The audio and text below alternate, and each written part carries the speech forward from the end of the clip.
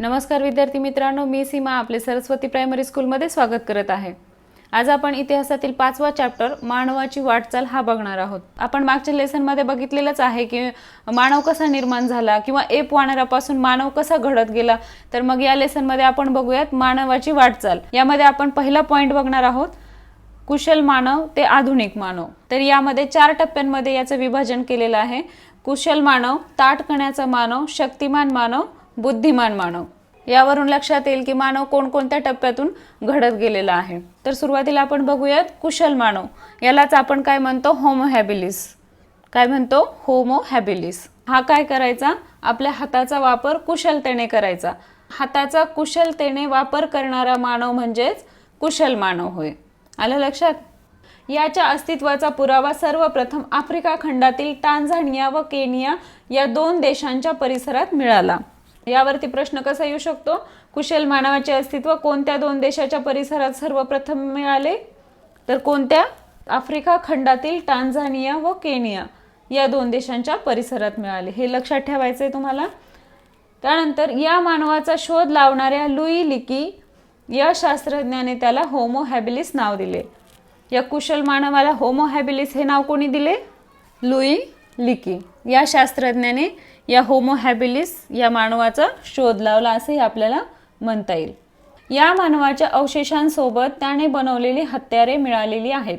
आपण आताच बघितले की टांझानिया व केनिया या 2 देशांच्या परिसरात आपल्याला होमो हॅबिलिसचा किंवा कुशल मानवाचे अवशेष सापडलेले आहेत किंवा त्यांच्या अस्तित्वाचा पुरावा सापडलेला आहे। त्यांच्या अवशेषासोबत आपल्याला अजून काय मिळालेले आहे, त्यांनी बनवलेली हत्यारे मिळालेली आहेत। त्यांनी त्यांच्या काळात जी काही हत्यारे वेगवेगळ्या कामांसाठी वापरलेली आहेत ती त्यांच्या अवशेषासोबत आपल्याला मिळालेली आहेत। लॅटिन भाषेत होमो म्हणजेच मानव, हे लक्षात ठेवायचे। कोणत्या भाषेत? लॅटिन भाषेत। होमो म्हणजे काय? मानव। आणि हॅबिलिस म्हणजे काय? हाताचा कुशलतेने वापर करणारा।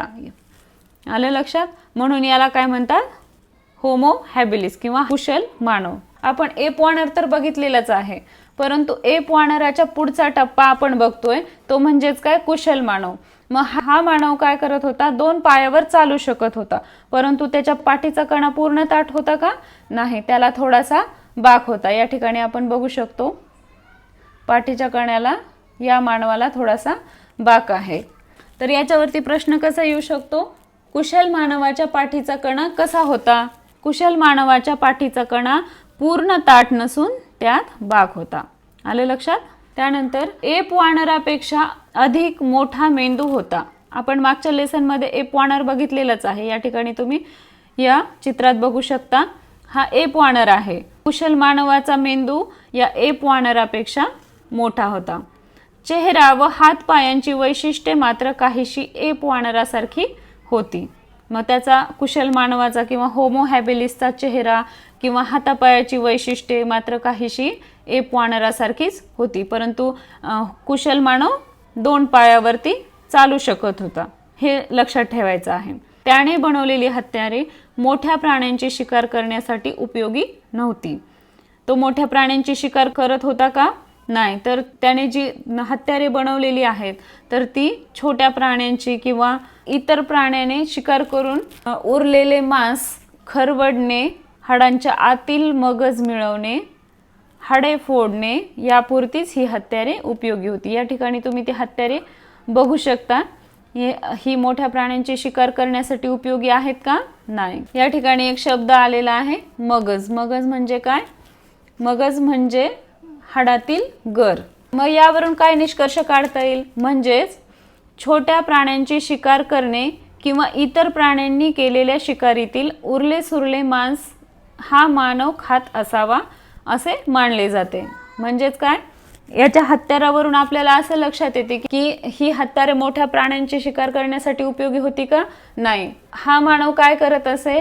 छोट्या प्राण्यांची शिकार करत असे किंवा इतर प्राण्यांनी शिकारी केलेल्या असतील तर त्याच्यातली उरले सुरले मांस तो खात असावा असा अंदाज व्यक्त केलेला आहे। खाण्यासाठी पक्ष्यांची अंडी, फळे, कंदमुळे गोळा करत असे।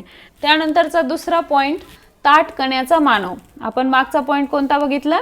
कुशल मानव म्हणजेच होमो हॅबिलिस। आता कोणता बघणार आहोत? ताठ कण्याचा मानव म्हणजेच होमो इरेक्टस, याला काय म्हणतो आपण? Homo erectus. इरेक्टस म्हणजे काय? ताठ उभा राहणारा. कुशल मानव कसा होता? तो 2 पायावर चालू शकत होता, पण तो ताठ उभा राहू शकत होता का? नाही. तर हा होमो इरेक्टस, इरेक्टस म्हणजे काय? ताठ उभा राहणारा. या चित्रात आपण बघू शकतो की हा मानव ताठ उभा राहिलेला आहे, किंवा याच्या पाठीमध्ये बाक आहे का? नाही. कुशल मानवाच्या तुलनेत याचा मेंदू अधिक विकसित होता.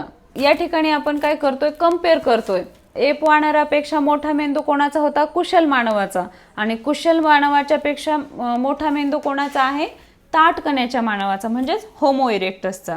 म्हणजे यावरून आपल्याला लक्षात येतं की वानराची जी प्रजाती आहे ती हळूहळू विकसित होत जाऊन आपण किंवा मानव निर्माण झालेले आहे. कुशल मानवाच्या तुलनेत याचा मेंदू अधिक विकसित होता. तो समूहाने राहत होता. तो काय करायचा?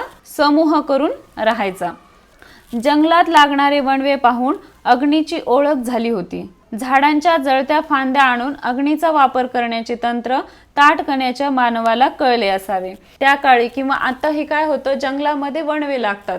जंगलातील फांद्या एकमेकांना घासून त्यातून आग निर्माण होते आणि ही आग पूर्ण जंगलात पसरते. त्यालाच आपण काय म्हणतो? वणवा म्हणतो. मग अशा प्रकारे हे जंगलात लागणारे वणवे पाहून त्याला अग्नीची ओळख झाली. ह्या वणव्यातील झाडांच्या जळत्या फांद्या आणून त्याने अग्नीचा वापर करायला सुरुवात केली.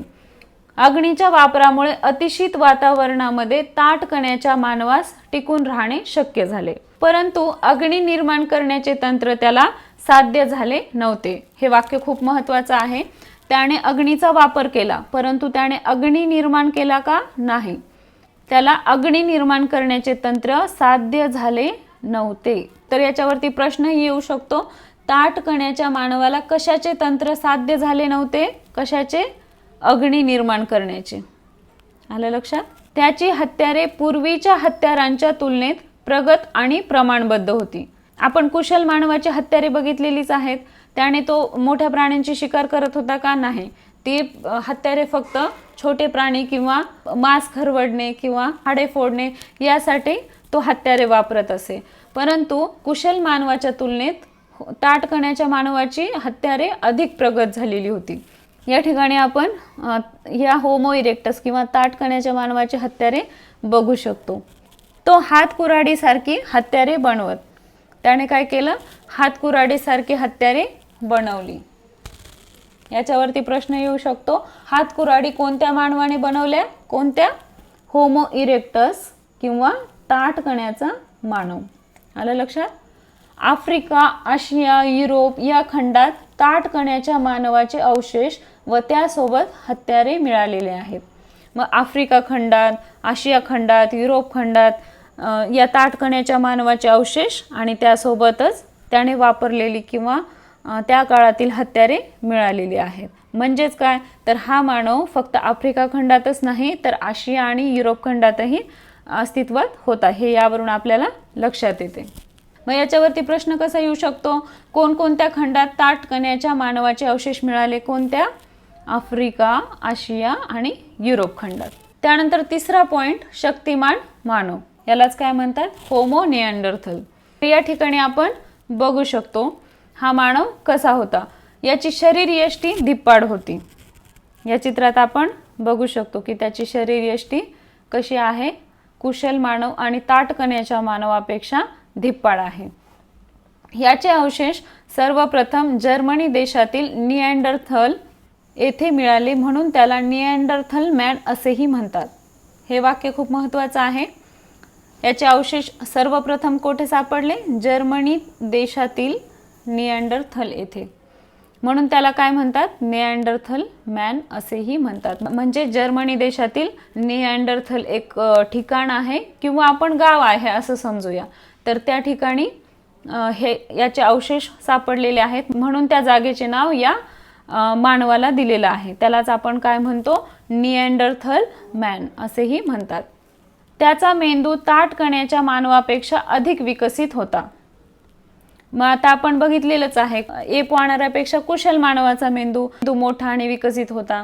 त्यापेक्षा ताठ कण्याच्या मानवाचा विकसित होता आणि ताठ कण्याच्या मानवापेक्षा शक्तिमान मानवाचा म्हणजेच होमो निअँडरथलनेसिस या मानवाचा मेंदू अधिक विकसित आणि मोठा होता, हे आपल्याला यावरून लक्षात येते. हा मानव कसा राहत असे? तो वस्ती करत होता. आपण ताठकण्याचा मानव बघितलेला आहे. तो काय करायचा? समूहाने राहायचा. हा काय करायचा? गुहामध्ये वस्ती करायचा. या चित्रात आपण बघू शकतो एखाद्या खडकाच्या मध्ये नैसर्गिकरित्या एखादी पोकळी निर्माण झालेली असते, त्याला आपण काय म्हणतो? गुहा म्हणतो. तर मग ह्या गुहामध्ये हा मानव वस्ती करून राहत होता. तो दगडाचे गोटे आणि ते गोटे तासून निघालेले छिलके अशा दोन्हीपासून वेगवेगळ्या आकाराची हत्यारे बनवत. या ठिकाणी या चित्रात आपण बघू शकतो तो लांब हाडे किंवा लाकडाचा दांडा यामध्ये बसून भाला, कुऱ्हाड इत्यादी शस्त्रे तयार करत होता. तो काय करायचा? लांब हाडे, जसं आपल्या हाताचं हाड असेल किंवा पायाचं हाड असेल, हे काय, ही हाडे कशी आहेत? लांब लांब आहेत. किंवा लाकडाचा एखादा दांडा असेल, यामध्ये ते गोटे तासून निघालेले छोटे छोटे छिलके त्यामध्ये बसून भाला, कुऱ्हाड इत्यादी शस्त्रे तो तयार करू लागला. मग या शस्त्राच्या आधाराने तो काय करत होता? मोठ्या प्राण्यांची शिकार करत होता. शक्तिमान मानव किंवा होमो निअँडरथॅलेन्सिस मोठ्या प्राण्यांची शिकार करू लागला. चामड्यावरील मांस खरवडण्यासाठी दगडाच्या छिलक्यापासून केलेल्या तासण्याचा उपयोग तो करत असे. तो काय करायचा? दगडाचे जे बारीक बारीक छिलके निघालेले आहेत त्याचा उपयोग कशासाठी करायचा? चामड्यावरील मांस खरवडण्यासाठी करायचा. तो चामड्याचे कपडे वापरत असे. या ठिकाणी हे लक्षात घ्यायचं आहे. तो चामड्याचे कपडे वापरत असे. तो मांसाहारी होता. आगीवर अन्न भाजून खात असे. तो काय करायचा? आगीवर अन्न भाजून खायचा. या चित्रात आपण बघू शकतो.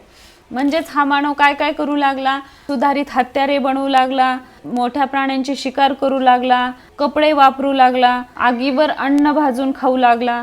म्हणजेच ताठकण्याच्या मानवापेक्षा हा शक्तिमान मानव अधिक विकसित होऊ लागला. मग याच्यावरती प्रश्न कसे येऊ शकतात? कोणत्या मानवाची शरीरयष्टी धिप्पाड होती? कोणत्या? शक्तिमान मानव किंवा होमो निअँडरथॅलेन्सिस. त्यानंतर शक्तिमान मानवाचे अवशेष सर्वप्रथम कोठे सापडले? कोठे?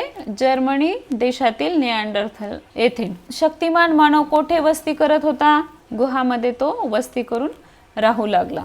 शक्तिमान मानवाने आपली हत्यारे कशापासून बनवली? कशापासून? दगडापासून.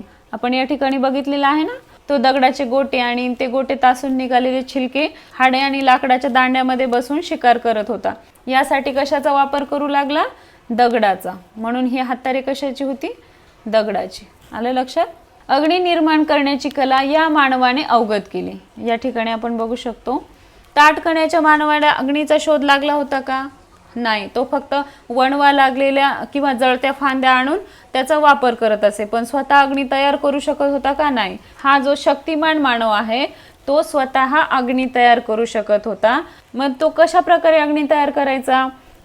तर दगडाचे गोटे किंवा गारगोटी एकमेकावर आपटून तो अग्नी तयार करायचा किंवा लाकडाच्या फांद्या एकमेकावरती घासून त्यातून अग्नी निर्माण करायचा.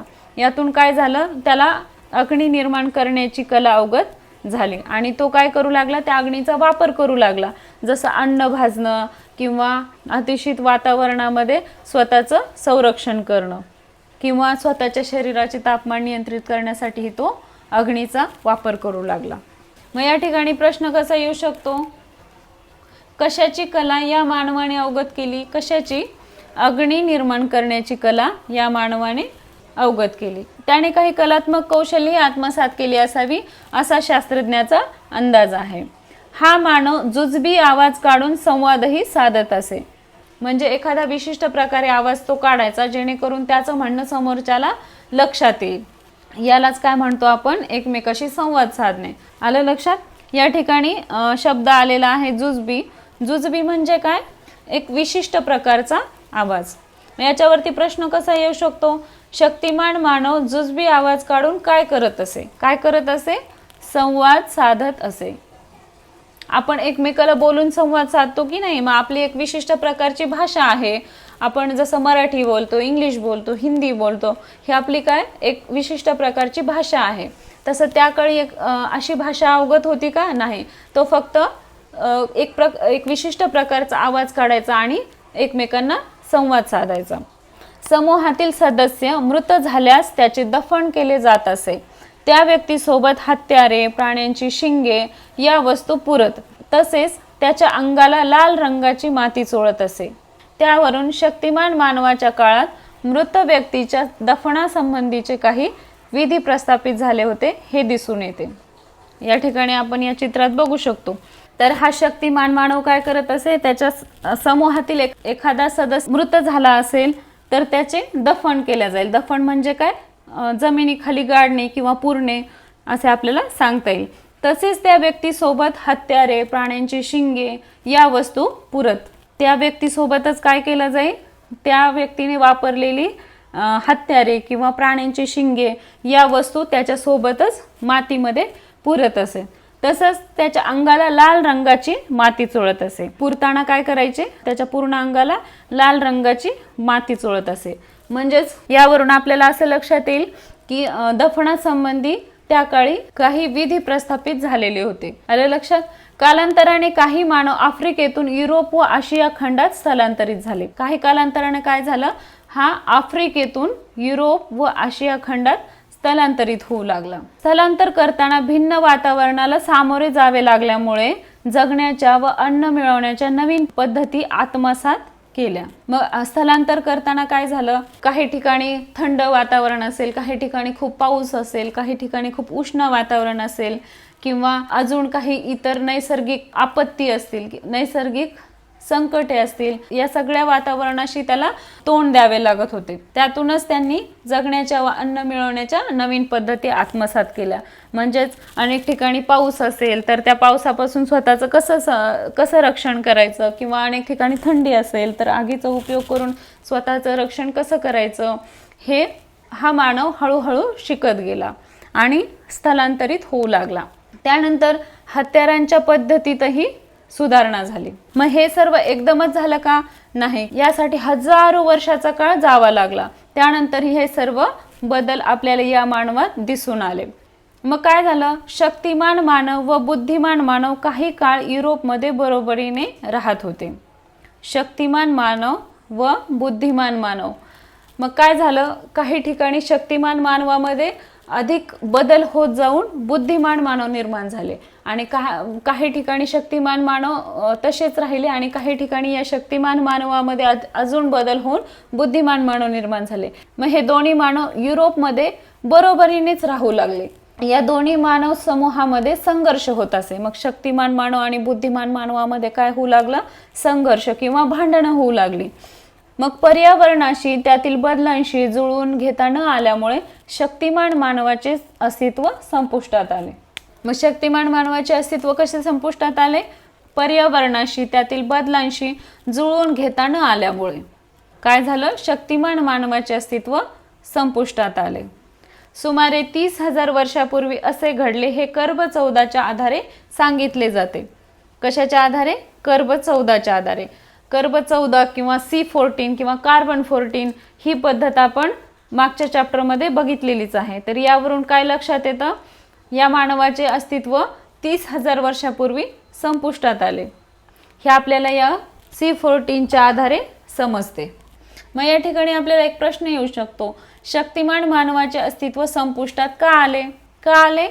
पर्यावरणाशी, त्यातील बदलांशी जुळवून घेता न आल्यामुळे शक्तिमान मानवाचे अस्तित्व संपुष्टात आले. आलं लक्षात. त्यानंतर चौथा पॉइंट, बुद्धिमान मानव, यालाच होमोसेपियन्स असे म्हणतात. बुद्धिमान मानव आधीच्या कोणत्याही मानवापेक्षा विचार करण्याची अधिक क्षमता असणारा होता. आपण मागचे जेवढे मानवाचे प्रकार बघितलेले आहेत त्या सर्वांमध्ये हा काय होता, विचार करण्याची अधिक क्षमता असणारा होता. त्यालाच होमोसेपियन असे म्हणतात. सेपियन म्हणजेच काय, बुद्धिमान. या ठिकाणी ह्याच्यावरती प्रश्न येऊ शकतो, सेपियन म्हणजे काय, तर सेपियन म्हणजे बुद्धिमान. युरोपमध्ये त्याला क्रोमेनॉन म्हणतात. युरोपमध्ये त्याला काय म्हणतात, क्रोमेनॉन. हा शब्द लक्षात ठेवायचा. आणि कुठे म्हणतात, युरोपमध्ये. काय म्हणतात, क्रोमेनॉन. आलं लक्षात. क्रोमेनॉन कोणाला म्हणतात, कोणाला म्हणतात, बुद्धिमान मानवाला. 3 प्रश्न या ठिकाणीच तयार होतात, त्यामुळे हे लक्षात ठेवायचं. याचे अवशेष युरोप, आशिया, आफ्रिका खंडात आढळलेले आहेत. युरोप, आशिया, आफ्रिका या 3 खंडात आढळलेले आहेत. कामाच्या गरजेनुसार विविध प्रकारची हत्यारे हा मानव बनवत असे. उदाहरणार्थ दगडाची छोटी पाती काढून ती हाडांच्या किंवा लाकडाच्या खाचेत बसवत असे आणि तो वापरत असे. त्याचे स्वरयंत्र पूर्णपणे विकसित झाले होते. स्वरयंत्र म्हणजे काय? मग हे काही एक स्वर काढण्यासाठी काही यंत्र आहे का? नाही. तर स्वरयंत्र म्हणजे आपल्या घशातील आवाज काढण्यासाठी जे लागणारे स्नायू असतील किंवा जे अवयव असतील त्यालाच आपण काय म्हणतो? स्वरयंत्र असे म्हणतो. मग काय झालं? या बुद्धिमान मानवाचे स्वरयंत्र विकसित होऊ लागले. त्याच्या जबडा व तोंडातील आतील स्नायूची रचना ही विकसित झाली आणि लवचिक जीभ लाभली. मग आधीच्या मानवाची जीभ लवचिक होती का? नाही. मग या बुद्धिमान मानवाला किंवा होमोसेपियनला लवचिक जीभ लाभली आणि त्याच्या जबडा व तोंडातील आतील स्नायूंची रचना ही विकसित झाली. मग त्याच्या मदतीने तो काय करू लागला? विविध ध्वनींचा उच्चार करून आवाजाला हवे तसे वळण देऊ लागला. मग तो काय करायचा? विविध ध्वनींचा उच्चार करायचा. मग याच्यावरती प्रश्न कसा येऊ शकतो? बुद्धिमान मानव आवाजाला हवे तसे वळण देऊ शकत होता. कारणे त्या किंवा याचं काय कारण आहे? कारण त्याचं स्वरयंत्र पूर्णपणे विकसित झालेलं होतं. त्याच्या जबडा व तोंडातील आतील स्नायूंची रचना ही विकसित झालेली होती आणि त्याला लवचिक जीभ लाभलेली होती. म्हणून काय झालं? त्याला ध्वनींचा उच्चार करून आवाजाला हवे तसे वळण देता येऊ लागले. आलं लक्षात? दृश्य वस्तूंचे आकलन व मनातील भावना यांना शब्दरूप देऊ शकत होता. या ठिकाणी आपण बुद्धिमान मानव बघू शकतो. तो काय करू लागला? दृश्य वस्तूंचे आकलनही करू लागला. म्हणजे एखाद्या वस्तू समोर बघितली तर ती नेमकी कशी आहे किंवा काय आहे हे त्याला समजू लागले आणि मनातील भावनाही तो कल्पनाशक्तीच्या आधारे शब्दाने मांडू लागला आणि शब्दाचा उच्चारही करू लागला. म्हणजेच त्याची विकसित भाषा पद्धती होती. म्हणजेच त्याने काय केलं? हळूहळू एक स्वतःची भाषा निर्माण केली. निरीक्षण आणि कल्पनाशक्तीच्या आधाराने चित्र काढू लागला. कलात्मक वस्तू बनवू लागला. या ठिकाणी आपण बघू शकतो त्याने गुहेमध्ये चित्र काढलेली आपल्याला आढळून आलेली आहेत. मग तो काय करायचा? निरीक्षण करायचा किंवा कल्पना करायचा आणि त्या आधाराने तो काय करू लागला? चित्र काढू लागला आणि काही कलात्मक वस्तू बनवू लागला. मग याच्यावरती प्रश्न कसा येऊ शकतो? बुद्धिमान मानव निरीक्षण व कल्पनाशक्ती यांच्या आधारे काय करू लागला? काय? चित्रे काढू लागला आणि कलात्मक वस्तू बनवू लागला. आलं लक्षात? म्हणूनच याला बुद्धिमान मानव म्हणतात असे आपल्याला म्हणता येईल. त्यानंतर दुसरा पॉइंट, प्रगत बुद्धीचा मानव आणि संस्कृती. यामध्ये बघूया प्रगत बुद्धीचा मानव म्हणजे काय? बुद्धिमान मानवाची वैचारिक क्षमता अधिक प्रगत झाली. त्यालाच प्रगत बुद्धीचा मानव किंवा होमोसेपियन म्हणतात. बुद्धिमान मानवाला काय म्हणतात? होमोसेपियन. आणि प्रगत बुद्धीच्या मानवाला काय म्हणतात? होमोसेपियन. सेपियन हा शब्द 2 वेळेस आलेला आहे, हे लक्षात घ्यायचं आहे. त्याच्या मेंदूची क्षमता व आकलन शक्ती सतत विकसित होत गेली. आपण बघितलेलंच आहे की एप वानरापासून कुशल मानव, ताठकण्याचा मानव, शक्तिमान मानव, बुद्धिमान मानव या सर्व मानवामध्ये काय झालेलं आहे? मेंदूची क्षमता किंवा आकलन शक्ती काय झालेली आहे? सतत विकसित होत गेलेली आहे. हा मानव म्हणजेच आपण. हा मानव म्हणजेच काय? आपण. म्हणजेच आपण मानवाच्या कोणत्या टप्प्यातील आहोत? होमोसेपियन. आलं लक्षात? माणसाचे रंगरूप, आरोग्यविषयक वैशिष्ट्ये त्याच्या पूर्वजांशी साम्य दर्शविणारे असतात. त्याला अनुवंशिकता म्हणतात. अनुवंशिकता म्हणजे काय हे आपण मागच्या लेसन मध्ये बघितलेलं आहे. उदाहरणार्थ म्हणजेच काय सांगता येईल? एखादा माणूस उंच असेल तर त्याच्या पुढच्या पिढीतही हा गुण जाऊन त्याच्या पुढच्या पिढीतलीही माणसे काय होतात? उंच होण्याची शक्यता असते. एखादा माणूस गोरा असेल किंवा सावळा असेल तर त्याच्या पुढच्या पिढीतही हा गुण उतरतो आणि त्याच्या पुढच्या पिढीतलीही माणसे गोरे किंवा सावळे होण्याची शक्यता असते. त्यालाच आपण काय म्हणतो? अनुवंशिकता असे म्हणतो. मग याच्यावरती प्रश्न येऊ शकतो, अनुवंशिकता म्हणजे काय? तर आपलं उत्तर काय असेल? माणसाचे रंगरूप, आरोग्यविषयक वैशिष्ट्ये त्याच्या पूर्वजांशी साम्य दर्शविणारे असतात. त्यालाच आपण काय म्हणतो? अनुवंशिकता असे म्हणतो. मग हा अनुवंशिकतेचा अभ्यास करणाऱ्या शास्त्रालाच काय म्हणतात? जनुकशास्त्र. याच्यावरतीही आपल्याला प्रश्न येऊ शकतो. अनुवंशिकतेचा अभ्यास करणाऱ्या शास्त्राला काय म्हणतात? जनुकशास्त्र. आलं लक्षात? जनुकशास्त्रीय संशोधनाच्या आधारे आधुनिक मानवामध्ये शक्तिमान मानवाचा काही अंश असल्याचे आढळून आले आहे. मग या जनुकशास्त्रीय संशोधनाच्या आधारे म्हणजेच आनुवंशिकतेच्या आधारे आपल्याला असं लक्षात आलेलं आहे की आधुनिक मानवामध्ये शक्तिमान मानवाचा काही अंश आहे. आपण शक्तिमान मानव म्हणजेच होमो निअँडरथॅलिन्सिस हा बघितलेला आहे. तर आत्ताचा जो आधुनिक मानव आहे त्याच्यामध्ये या मानवाचे काही अंश आढळून आलेले आहेत. म्हणजे शक्तिमान मानव व बुद्धिमान मानव हे आधुनिक मानवाचे पूर्वज होत असे मानले जाते. म्हणजेच काय, शक्तिमान मानव आणि बुद्धिमान मानव, होमो निअँडरथॅलिन्सिस आणि होमोसेपियन आपले किंवा आत्ताच्या मानवाचे पूर्वज आहेत. इसवी सन पूर्व 11,000 ते इसवी सन पूर्व 1,000च्या सुमारास आधुनिक मानवाने पशुपालन आणि शेतीचे तंत्र विकसित केले. आपण कालगणनेच्या पद्धतीमध्ये इसवी सन पूर्व किंवा इसवी सन कसे मोजले जातात हे बघितलेलंच आहे. तर मग या ठिकाणी आपल्याला लक्षात येईल की इसवी सन पूर्व 11,000 ते इसवी सन 1,000च्या सुमारास आधुनिक मानवाने काय केलेलं आहे, पशुपालन आणि शेतीचं तंत्र विकसित केलेलं आहे. मग पशुपालनामुळे किंवा शेतीमुळे तो काय करू लागला, स्थिर जीवन जगू लागला. शेतीमुळे अन्नधान्याच्या उत्पादनामुळे त्याच्या अन्नात पिष्टमय पदार्थाचा समावेश झाला. तसेच आहारात कार्बोदकाचे प्रमाण वाढले. जीवन पद्धती व आहार पद्धतीमुळे हळूहळू त्याची पूर्वीची धिप्पाड शरीरयष्टी व चेहरेपट्टी बदलली. आपण शक्तिमान मानव बघितलेला होता. तो कसा होता, धिप्पाड होता, त्याची शरीरयष्टी धिप्पाड होती.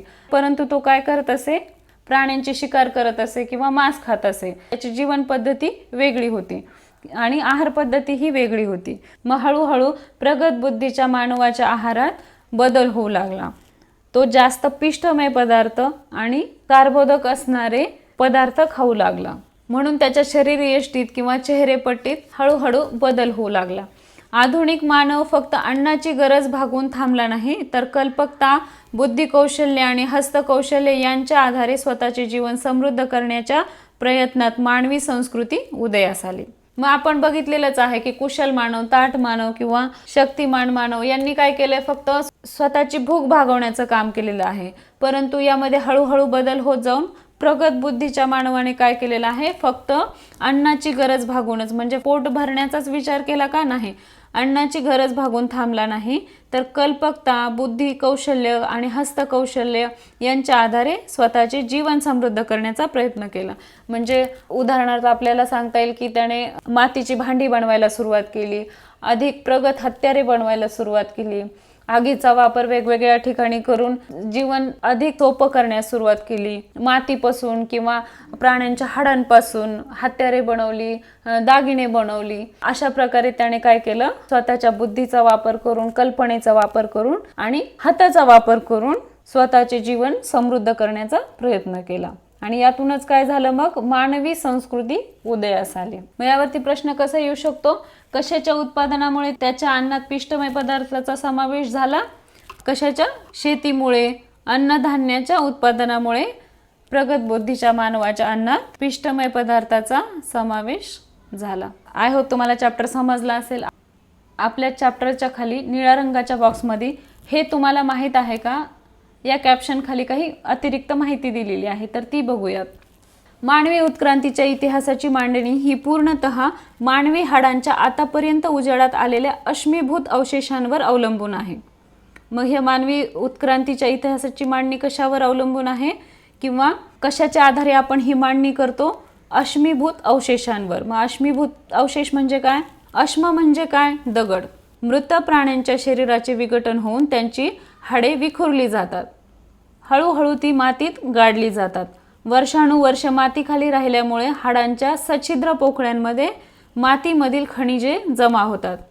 मग काय होतं, एखादा प्राणी मेला असेल किंवा एखादा प्राणी जमिनीखाली गाडला गेलेला असेल तर त्याची त्वचा किंवा त्याच्यामध्ये असलेलं मांस याचे पूर्ण विघटन होऊन जाते आणि खाली शिल्लक काय राहतं, फक्त हाडांचा सापळा राहतो. मग तुम्हाला माहीत आहे का की आपल्या हाडांमध्ये पोकळी असते. आपली हाडे पूर्ण भरलेली असतात का, नाही, तर आपल्या हाडांमध्ये काय असतं, पोकळी असते. मग हळूहळू काय होतं, या माती खाली राहिल्यामुळे हाडांच्या सछिद्र पोकळ्यांमध्ये, सछिद्र म्हणजे छिद्र असलेल्या, छिद्र असलेल्या पोकळ्यांमध्ये मातीमधील खनिजे जमा होतात. हाडांचे पूर्ण विघटन झाल्यानंतर ती जमा झालेली खनिजे हाडांच्या आकारात शिल्लक राहतात.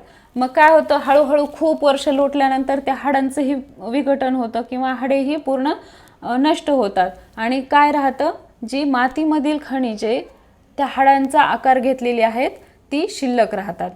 हाडांच्या आकारातील अशा दगडांना प्राण्यांचे अश्मीभूत अवशेष असे म्हणतात. मग यालाच काय म्हणतात, त्या शिल्लक राहिलेल्या मातीच्या खनिजालाच म्हणजेच दगडालाच आपण काय म्हणतो, प्राण्यांचे अश्मीभूत अवशेष असे म्हणतो.